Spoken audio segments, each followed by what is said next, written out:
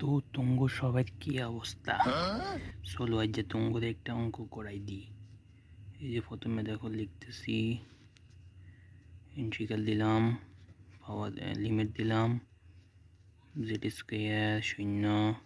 তারপরে এখানে যেহেতু কোনো কি নাই, ওয়াইয়ের কোনো সংখ্যা নাই বা চলক নাই, তাই আমরা ওয়াইয়ের জন্য ইন্টিগ্রেশন করব। ওয়াইয়ের জন্য যেহেতু এখানে কোনো সংখ্যা নেই, তাহলে এখানে হয়তো ওয়াই আসবে। লিমিটের জন্য ব্র্যাকেট দিলাম, লিমিট কত আছে জেড, তারপর আছে এক্স, আর এখানে যেটা আছে এটা লিখবো এক্স প্লাস জেড।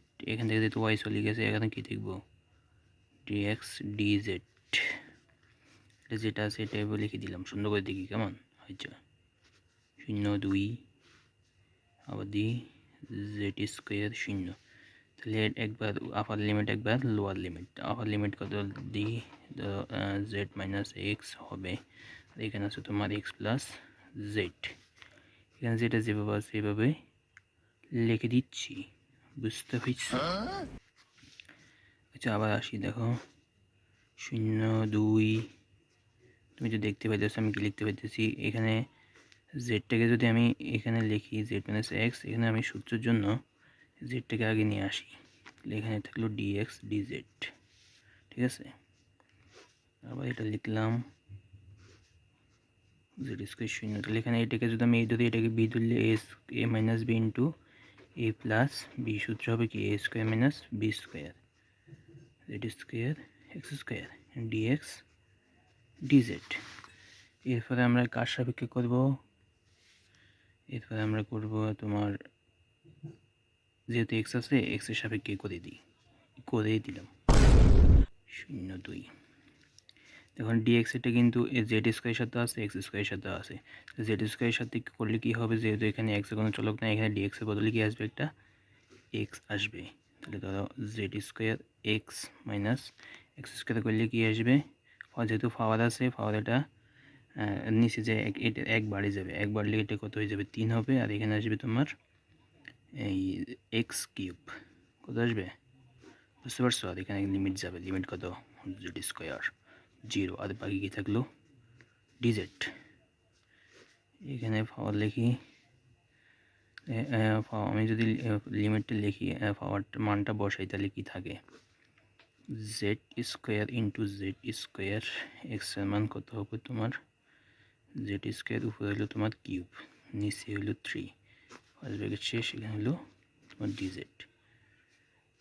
এখানে 0, এখানে 2, এখানে তাহলে জেড টু দি পাওয়ার 4, এখানে তোমার জেড টু দি পাওয়ার 6, নিচে থাকে 3। আমি যদি জেডের সাপেক্ষে কী করি ইন্টিগ্রেশন করি, তাহলে কী থাকবে তোমার ডিজেড আছে, তো তাহলে এখানে পাওয়ার জেড টু দি পাওয়ার 5 আছে, 4 আছে, এটা ইন্টিগ্রেশন করলে এটা তোমার হয়ে যাবে জেড টু দি পাওয়ার 5, আর নিচে 5,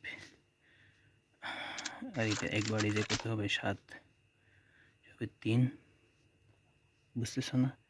না বুঝলে বেটা অঙ্ক চাইতে বই স্কিল,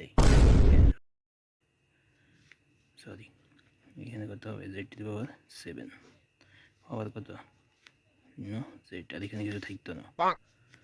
এখানে ফার্স্ট ব্র্যাকেট যদি আমি হিসেব করি, যদি পাওয়ারের মানটা বসাই, তাহলে এখানে 0 বসাইলে 0, এখানে 0 চলে আসবে, এখানে 0 চলে আসবে, এটা বাদ।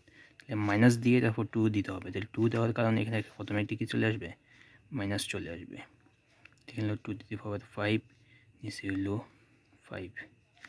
এখানে যেহেতু মাইনাস থাকবে, মাইনাস থাকার কারণে এই মাইনাসে মাইনাসে প্লাস আসবে, 3 × 21, 2 টু দি পাওয়ার 7।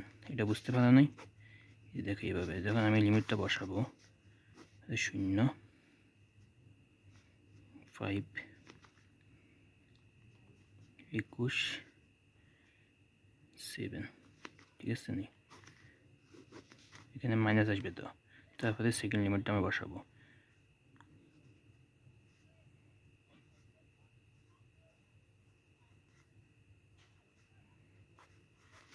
তো এটা ডাইরেক্ট লেখার কারণে এখানে যেটা একটা মাইনাস আছে, এই মাইনাস আর এই মাইনাসে তোমার প্লাস হয়ে যাবে, ঠিক আছে? তাহলে এখানে আমি যদি হিসাব করি, ডাইরেক্ট ক্যালকুলেটর মারলে তোমার এখানে আসবে কত, নিচে আসবে 105। এটা আমি ওই যে আগে করছিলাম তো করে, এখানে করছি, এই যে এখানে প্র্যাকটিস করে বসছি, বুঝছো?